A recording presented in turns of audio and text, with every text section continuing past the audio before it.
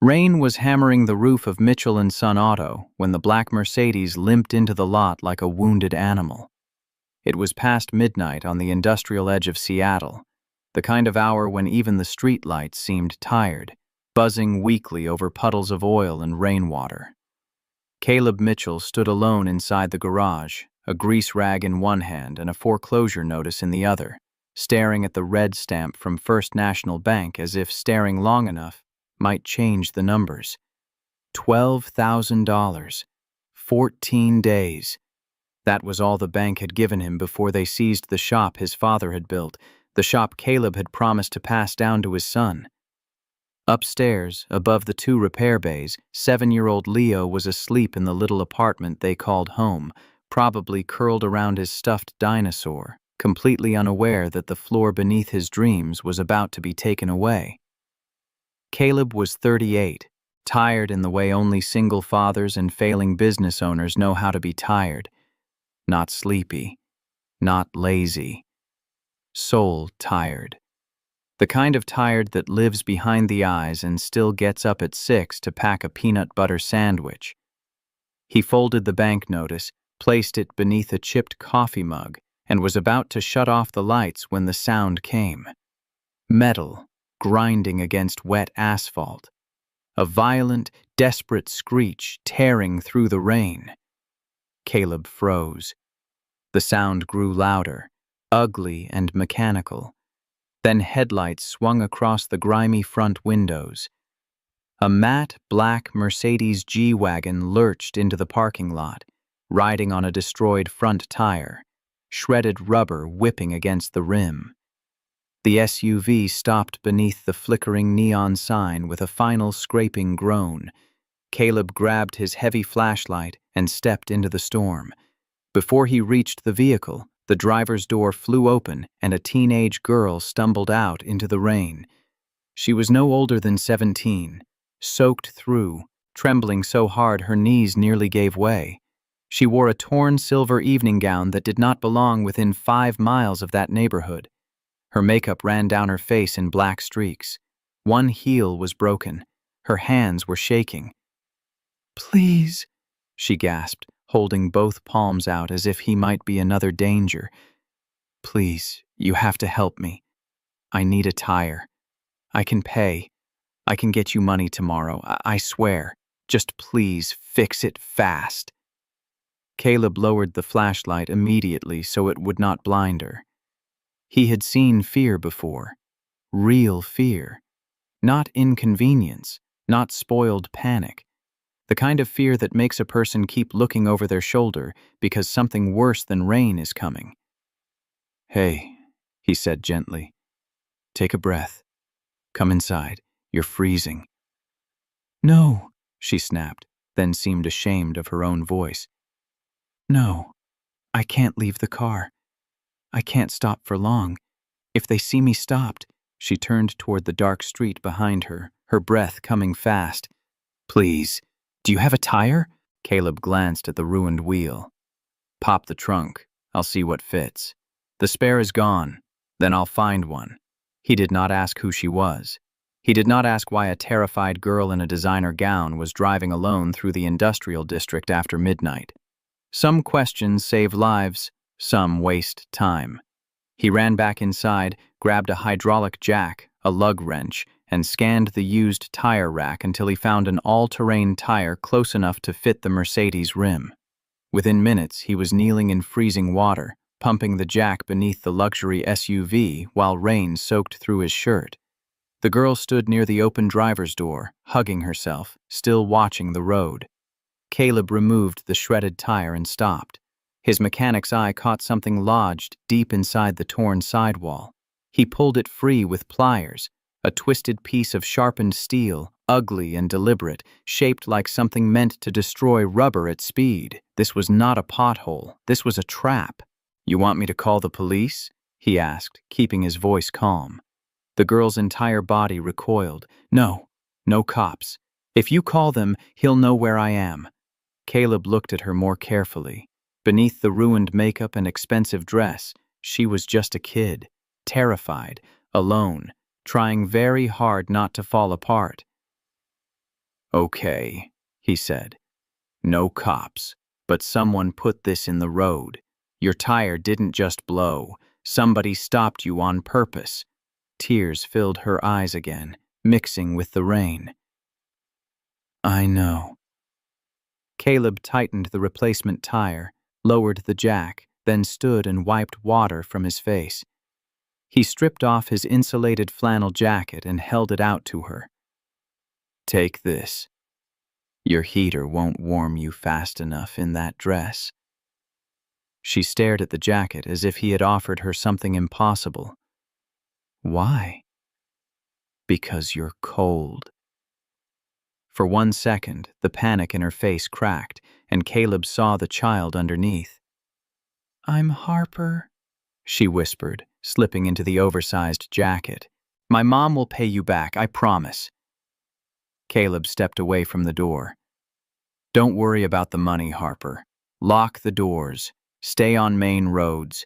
Drive to a crowded gas station and don't stop for anyone. Harper nodded, gripping the steering wheel with both hands. Then the G-Wagon shot backward, swung toward the road, and disappeared into the rain, its taillights swallowed by the dark. Caleb stood beneath the flickering sign for a long moment, holding the jagged steel spike in his palm. Something about it felt wrong in a way he could not shake. He locked the garage, checked on Leo upstairs, and finally lay down without sleeping much. He told himself he had done the right thing. A scared girl needed help. He helped. Sometimes that had to be enough. Before we continue, where are you watching from? Drop your city or country in the comments below. And if you believe in dignity, grace, and second chances, hit like and subscribe. These stories remind us that one quiet act of kindness can change everything. Now, back to Caleb Mitchell. Morning came sharp and pale, cutting through the dirty garage windows like a judgment.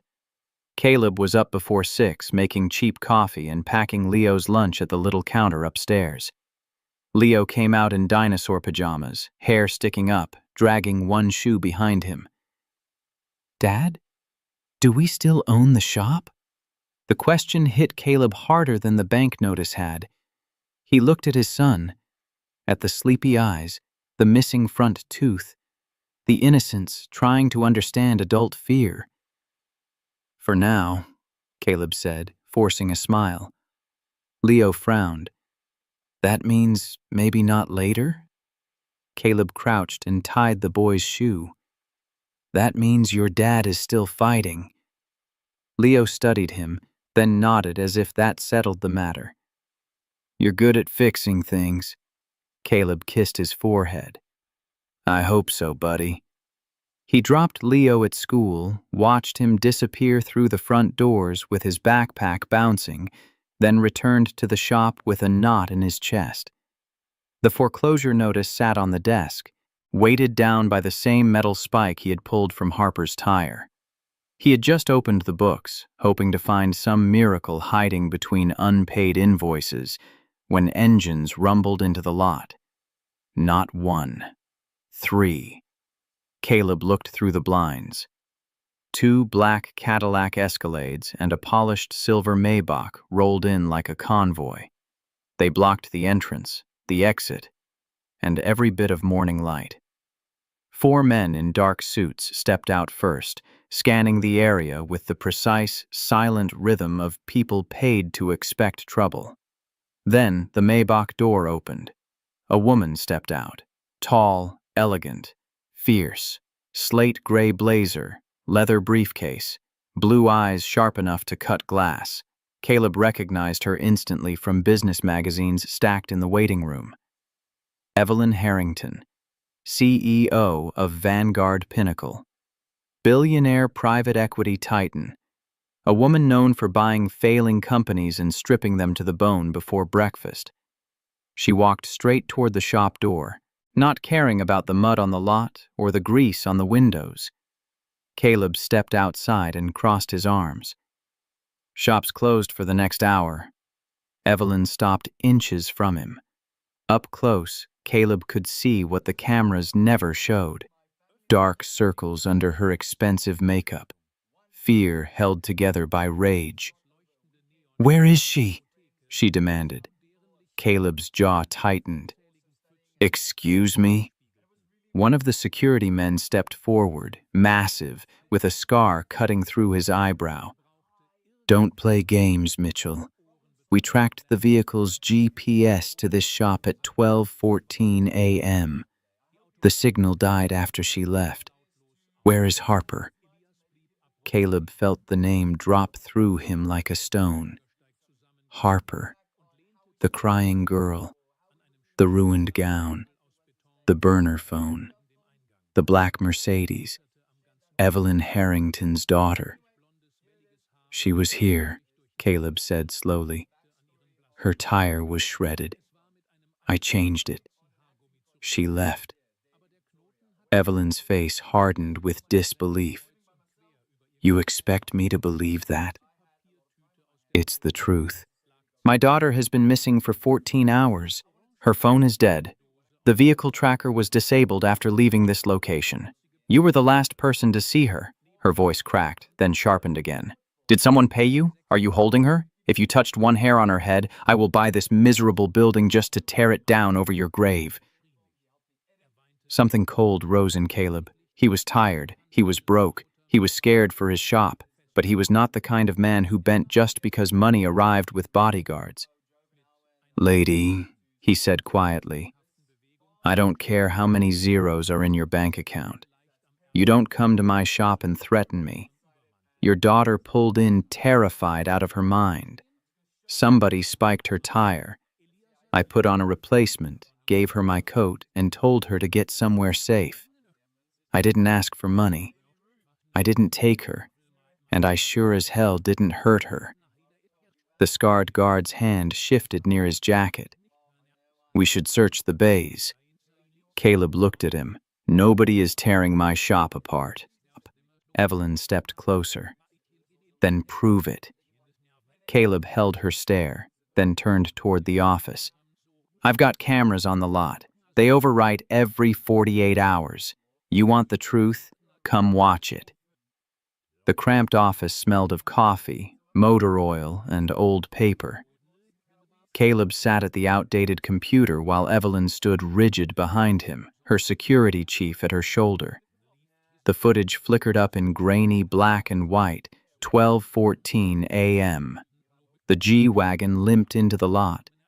Harper stumbled out. Caleb appeared with the flashlight lowered. They watched him change the tire in the rain. They watched him hand her the flannel jacket. They watched Harper drive away alone. Evelyn pressed one hand to her mouth. The anger drained from her face, leaving something more frightening behind. A mother's helplessness. "She left," she whispered. "She really left." Caleb nodded. "I told you." The security chief leaned closer. "Pause it." Caleb froze the frame. In the distance, down the street beyond the edge of the lot, a dark sedan sat beneath dead streetlights. Its headlights were off. As Harper's vehicle pulled away, the sedan rolled forward slowly, like a shark leaving shadow. Caleb felt his stomach twist. They were waiting. Evelyn's eyes widened. She didn't know these roads. If they followed her, where would she go? Caleb looked at the old paper map pinned beside his tool calendar. "I told her to take the main road toward I-90, but if she saw them behind her, she would panic. Most likely she turned onto Canyon Road." The security chief frowned. "What's there?" "Nothing good. Blind curves, no cell service, old logging roads. If you don't know it, you get trapped fast." Evelyn opened her briefcase and pulled out a banded stack of $100 bills, slamming it onto his desk. 50,000 now. Another 100,000 if you take us there." Caleb looked at the cash. It was more money than he had seen in years. Enough to stop the bank. Enough to breathe. Enough to buy time for Leo. His hand hovered near the desk for half a second. Then he pushed the money back. I don't want your money. Evelyn stared at him, stunned. Caleb grabbed his keys. But I have a son. If he were missing, I'd want someone to help me. Let's go. 15 minutes later, Caleb's battered tow truck led the convoy into the wet green throat of the old canyon road. Morning fog hung low between the pines. The rain had eased, but the road still glistened black, slick with mud and fallen needles. Evelyn sat in the passenger seat of Caleb's truck because he knew the road, and because, beneath all her power, she could not stand to be separated from the first person who had seen Harper alive. She kept her phone in both hands, checking it again and again, though there was no signal. She was supposed to be at a school charity gala, Evelyn said suddenly. Her voice was quieter now, stripped of the sharpness from the garage. I told her she couldn't drive herself. We fought. She said I turn every building into a cage. I told her cages keep people safe. Caleb kept his eyes on the road. Kids don't hear it that way. Evelyn's laugh was bitter and broken. Do you have children? One boy, Leo. 7. Then you know. I know kids need protecting. I also know they need to believe they can breathe. Evelyn looked out the window. Harper's father died 2 years ago. Since then, everyone wants a piece of what he left. Board members, lawyers, family, my stepson, Preston, especially. Caleb noticed the way her voice changed on that name. Preston? My late husband's eldest son from his first marriage. Charming in public, venom in private. He believes the company should have been his. Caleb slowed near a sharp curve. And Harper? Her trust holds the deciding voting shares when she turns 18 this Friday. Caleb's hands tightened on the wheel. The road curved hard left around a steep drop. He saw the broken guardrail before he saw the car. Hold on. He slammed the brakes. Ahead, half hidden in fog, the matte black G-Wagon sat crushed against the steel barrier, its hood crumpled, driver's door wide open. Evelyn made a sound no CEO would ever want recorded. Harper! Boom, she was out of the truck before it fully stopped, running in expensive shoes across wet asphalt. Caleb followed fast. The Mercedes was empty. Airbags hung limp inside. The cabin smelled of chemicals and burnt powder. No blood on the seat. No body. Caleb leaned into the passenger side and saw his flannel jacket crumpled on the floorboard. Beside it lay a cheap plastic burner phone, smashed beneath a heavy boot. The security chief, Briggs, crouched near the rear bumper. This wasn't an accident. Caleb walked around back and saw the denting, the scraped black paint, the angle of the impact. They pit maneuvered her, he said. Forced her into the rail at the curve. Evelyn clung to the open door. Who would do this? Caleb did not answer. He was scanning the ground. Mechanics noticed patterns, tread marks, drag marks, fresh damage. Something silver glinted in the wet gravel near the rear tire. He bent and picked it up. A heavy custom cufflink shaped like a falcon, expensive and distinct. He held it out to Evelyn. This mean anything? The moment she saw it, all color left her face. Her grief hardened into rage. Preston. Briggs turned. You're sure? He wears these, custom-made, falcon crest. He said it represented vision. Caleb looked over the broken guardrail. The muddy slope fell into dense forest. Rain had turned the ground into a readable map. Heavy boot prints had gouged deep into the earth, sliding downward. Beside them were lighter scuff marks, uneven, dragged. They didn't put her in another car, Caleb said. They took her down the ridge. Briggs followed his gaze. Why? Fallen tree 2 miles ahead blocked the road last night. I heard it on the county scanner. They couldn't drive out without being seen by the highway crew clearing it. There's an old logging camp about a mile through those woods. Abandoned. No cell service. No road access unless you know the trail. Evelyn removed her ruined heels with shaking hands. Then we go. Briggs stepped in front of her. Ma'am, stay with the vehicles. Evelyn picked up a tire iron from the G-Wagon's rear compartment. Her eyes were wild but steady. "My daughter is in those woods." Caleb thought of Leo in his classroom, probably drawing dinosaurs while his father stood at the edge of danger. A part of him wanted to call police. Wait, be sensible.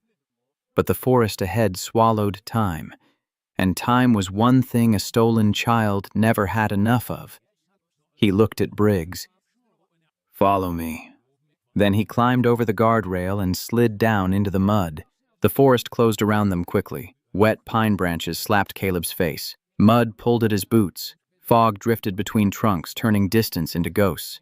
Briggs moved behind him with quiet precision, one hand near his concealed weapon.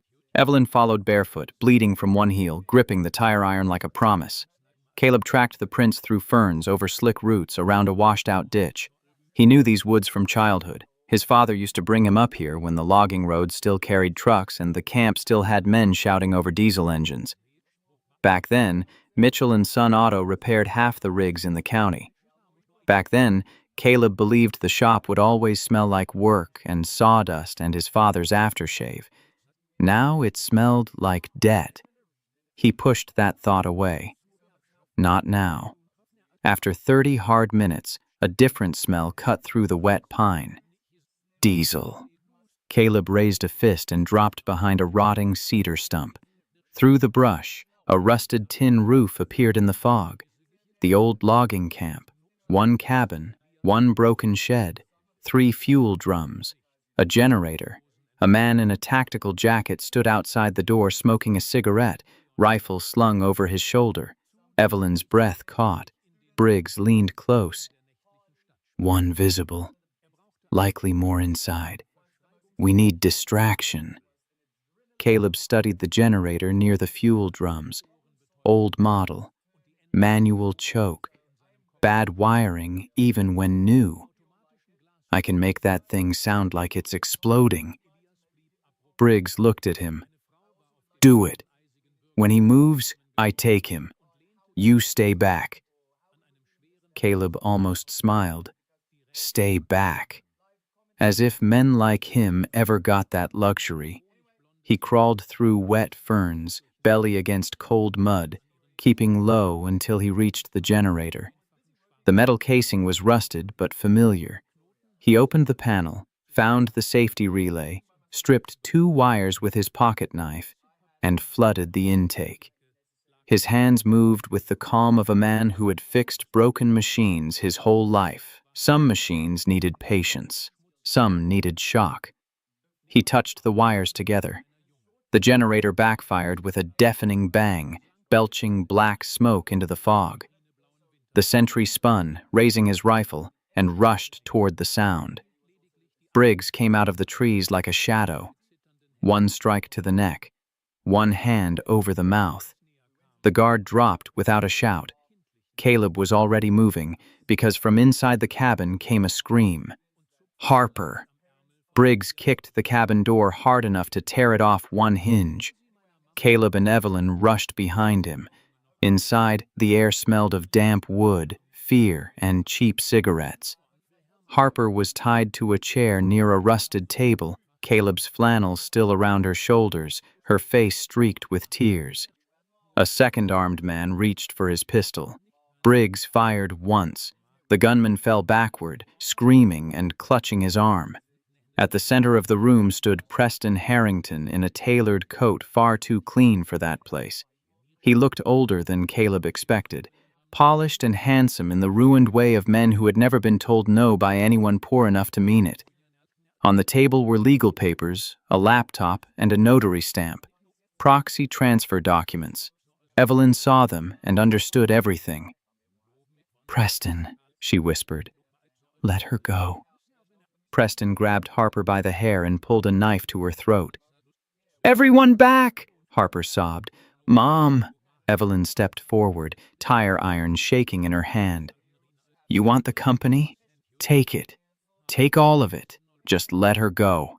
Preston laughed, but there was panic in it now. "You'll bury me in court before sunrise. She signs first. Her shares transfer to me. Then everyone walks." Caleb stood near the doorway, soaked in mud and grease, invisible in the way working men are often invisible in rooms where rich men are speaking. Preston's eyes were fixed on Evelyn. Briggs's weapon was trained on Preston's chest, but Harper was too close. One wrong move and the knife would open her throat. Caleb's gaze shifted. Rusted barrel. Old chain. Heavy logging hook. 3 feet away. He saw the room the way he saw engines. Pressure points, timing, weak links. Evelyn moved 1 step left, pleading, drawing Preston's attention. "She trusted you," Evelyn said. "Your father trusted you." Preston's face twisted. "My father gave everything to your daughter. A child. A spoiled little girl with voting shares she doesn't understand." Harper flinched as the blade pressed closer. Caleb picked up the chain silently. "I understood enough not to trust you," Harper whispered. Preston jerked his head toward her. "Shut up." That was the second Caleb needed. He swung the logging chain with every ounce of strength in his body. Iron cracked against Preston's knee. The sound was sickening. Preston screamed, knife dropping from his hand as he collapsed. Caleb kicked the blade away, grabbed Preston by the collar, and drove one fist into his jaw. Not with cruelty, not with rage, with the simple conviction of a father who had imagined his own child in that chair. Preston went limp. Harper cried out as Evelyn fell to her knees, wrapping both arms around her daughter. "I'm here," Evelyn sobbed. "I'm here, baby. I'm sorry." Harper clung to her. "I tried to call you. He had someone inside security. He knew where I was. I didn't know who to trust." Caleb stepped back, chest heaving, hands bloody from the chain. Briggs secured Preston and the wounded guard with zip ties, then looked at Caleb with something like respect. "You ever do tactical work, Mitchell?" Caleb leaned against the wall, trying to slow his breathing. "I fix brakes." Outside, sirens began to echo faintly through the canyon. Someone, maybe Briggs, had finally gotten a signal out. Evelyn held Harper as if she would never let go again. Caleb looked away because the sight was too intimate, too sacred. He thought of Leo, his small hand in the morning, his question at breakfast. "Do we still own the shop?" Caleb closed his eyes. "For now, son. For now." By afternoon, the canyon road was full of federal agents, state police, crime scene tape, and black SUVs with flashing lights. Preston Harrington was led out in handcuffs, limping badly, his expensive coat smeared with mud. Cameras had not arrived yet, but they would. Men like Preston never disappeared quietly. They became headlines. Harper sat in an ambulance wrapped in a thermal blanket, drinking water through shaking hands.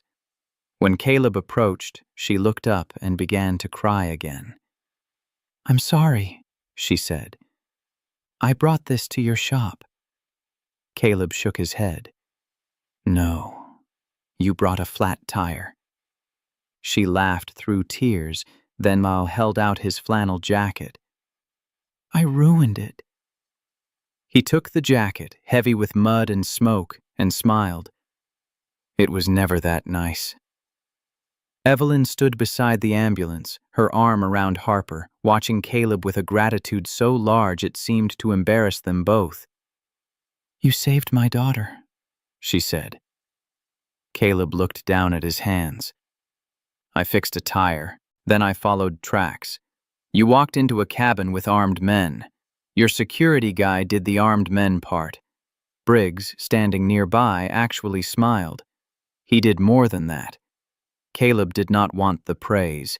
Praise felt dangerous. Praise made people look at you too closely. He had bills on his desk, grease under his nails, and a son to pick up from school.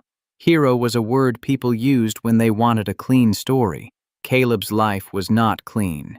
It was overdue notices, burnt coffee, late-night repairs, and learning how to make a boy feel safe when the bank was coming. "I need to get back," he said. "Leo's school bus comes at 3. Evelyn nodded slowly. "Of course." She reached for her briefcase, but Caleb held up a hand. "Don't." "Caleb, not here. Not for that." Evelyn understood. At least partly. The old version of her might have pushed money into his hand and called the debt paid. But the old version of Evelyn had nearly lost her daughter, because every problem in her world had become a transaction.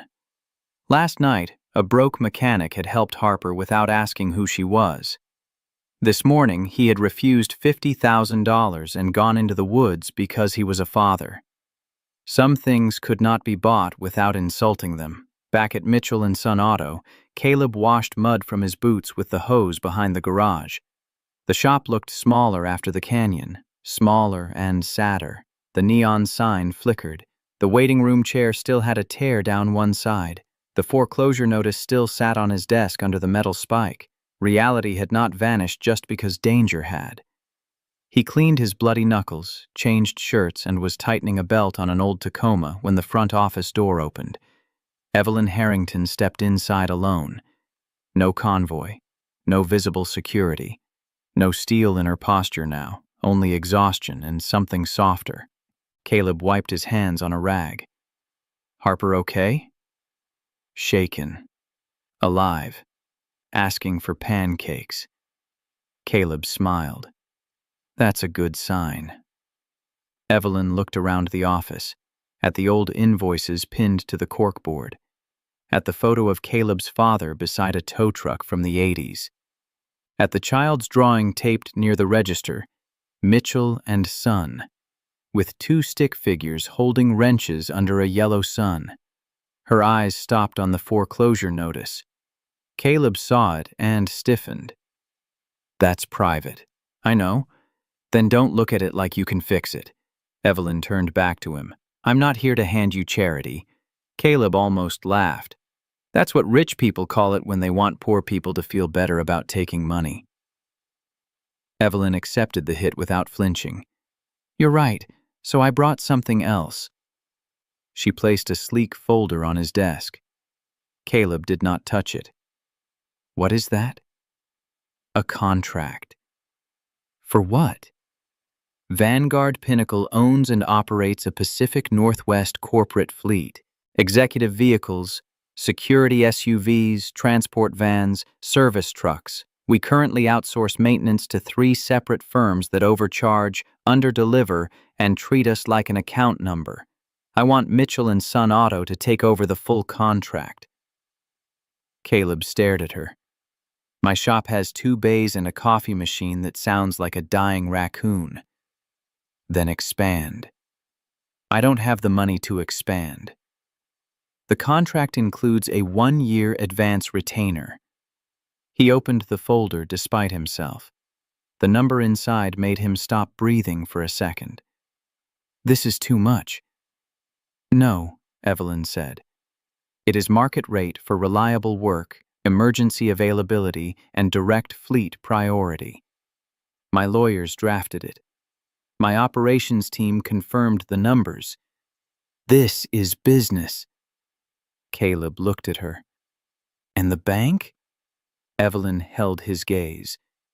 "I purchased the note from First National this afternoon." His face hardened. "You bought my debt?" "Yes." "Why?" "Because banks are very efficient at taking buildings from good people during bad months. Evelyn, the deed will be transferred to you free and clear once you sign the contract." Caleb stepped back as if the folder had burned him. "I told you I didn't want charity. And I listened." Her voice softened. "This is not payment for saving Harper. Nothing I own could pay that debt. This is me recognizing value I should have known how to see before yesterday. You are honest. You are skilled. You know these roads, these vehicles, these people. You acted when everyone else would have calculated risk. I want that kind of man maintaining the vehicles that carry my family and my staff." Caleb looked out the dirty window. The school bus was pulling up near the corner. Leo hopped down, backpack bouncing, waving at the driver. He ran toward the garage, unaware that his father's world had shifted beneath his feet. Caleb's eyes burned. He tried to speak and failed. Evelyn followed his gaze. "He deserves to keep his home." Caleb swallowed. "Don't say it like that." "Why?" "Because I might believe you." Leo burst into the office a moment later. "Dad, we had art today, and I drew a dragon with a tow truck and—" He stopped when he saw Evelyn. "Is she a customer?" Caleb laughed softly, wiping at his eyes before Leo could notice. "Something like that." Evelyn crouched to Leo's level, not quite graceful in her expensive suit, but trying. "You must be Leo." Leo narrowed his eyes. "Are you buying our shop?" Caleb stiffened, but Evelyn answered carefully. "No. Your dad is keeping it." Leo looked at Caleb. "Really?" Caleb nodded, and the boy ran into his arms so hard it nearly knocked the breath from him. Caleb held him tightly, one hand pressed to the back of his son's head. The shop lights hummed overhead. Rainwater dripped somewhere near the bay door. Evelyn stood quietly beside the desk, watching a kind of wealth she had almost forgotten existed. 1 week later, Mitchell and Son Auto was full of people. Not investors, not reporters. People. Mechanics from nearby shops came by to help install a new lift. A retired sign painter offered to restore the old neon. A local electrician fixed the wiring for half his usual rate after hearing what happened in the canyon. Evelyn sent no press release. Harper asked her not to. Instead, she came by with her mother on a Saturday morning wearing jeans, sneakers, and Caleb's old flannel, now washed but still stained faintly near the sleeve. "You know I can buy you a new jacket," Evelyn said as Harper climbed out of the SUV. Harper pulled it tighter around herself. "I don't want a new one." Evelyn did not argue. That was new for her. Harper walked into the garage where Leo was sweeping the same patch of floor with extreme seriousness. "Hi," she said. Leo looked up. "Are you the girl my dad saved?" Caleb nearly dropped a wrench. "Leo," Harper smiled.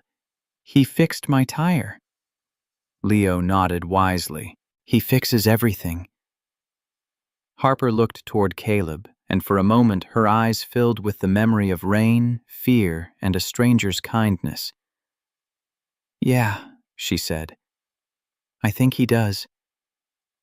Evelyn stood near the bay entrance, watching her daughter laugh with a boy who had no idea what voting shares were, no idea what hostile takeovers meant, no idea how greed could wear a family name. Harper had turned 18 the day before. She had signed nothing Preston wanted.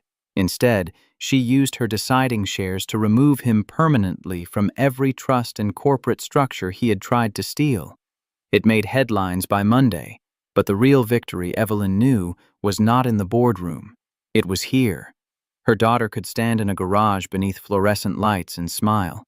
Caleb walked over with 2 coffees, handing one to Evelyn. "It's terrible," he warned. "Everything in this place is honest, including the coffee." She took a sip and winced. "That is aggressively honest." He laughed. She looked at him for a moment longer than business required. "Harper wants to learn basic car maintenance." Caleb glanced at Harper, who was helping Leo sweep badly. "Good. Every kid should know how to change a tire." "She asked if you would teach her." Caleb leaned against the workbench. "I can." Evelyn nodded, then looked down at her coffee. "I wanted to say something without Harper hearing." Caleb waited. "The morning I came here, I accused you before I listened. I saw your shop, your clothes, your situation, and I assumed the worst because fear made me cruel and money made me arrogant." Caleb said nothing. He had learned that apologies, real ones, need space. Evelyn continued, "You had every reason to close the door in my face. You didn't. You helped me find my daughter even after I insulted you." Caleb looked toward Leo. "You were scared. That explains it. It does not excuse it." He turned back to her then. Something in her face reminded him of the night Harper had arrived. Pride cracked open by terror, a human being showing through the armor. "Thank you," he said. Evelyn looked surprised. "For what?" "For knowing the difference." Across the garage, Harper shouted, "Mr. Mitchell, is it true oil can destroy an engine if you ignore it?" Caleb called back, "A lot of things get destroyed when people ignore what keeps them running." Evelyn looked at him. The words settled between them gently, not as accusation, but truth. By sunset, the new sign was lit for the first time in years. Mitchell and Son Auto glowed red and gold against the damp street. Leo stood beneath it, holding Caleb's hand. Harper stood beside Evelyn, still in the flannel. Briggs leaned against an SUV, pretending not to be emotional. No crowd applauded. No music swelled. The world did not stop. But for Caleb, it felt like the universe had finally taken one quiet breath in his favor. He still had work ahead. Contracts did not turn a struggling shop into a thriving one overnight. Trust did not grow from a signature. Fear did not leave just because the bank did. But that night, when he locked the garage and carried a sleeping Leo upstairs, the foreclosure notice was no longer on the desk.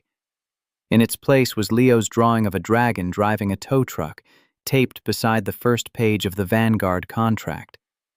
Caleb stood there for a long moment, listening to his son breathe against his shoulder. He thought of Harper in the rain, Evelyn in the office, Preston in handcuffs, the spike on his desk, the tire changed for free.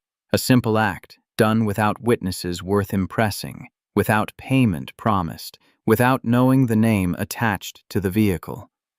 That was the thing about dignity. It did not ask who a person was before deciding whether to help. It did not check bank accounts. It did not wait for applause. It simply knelt in the rain, tightened the bolts, handed over a warm jacket, and said, "Get safe."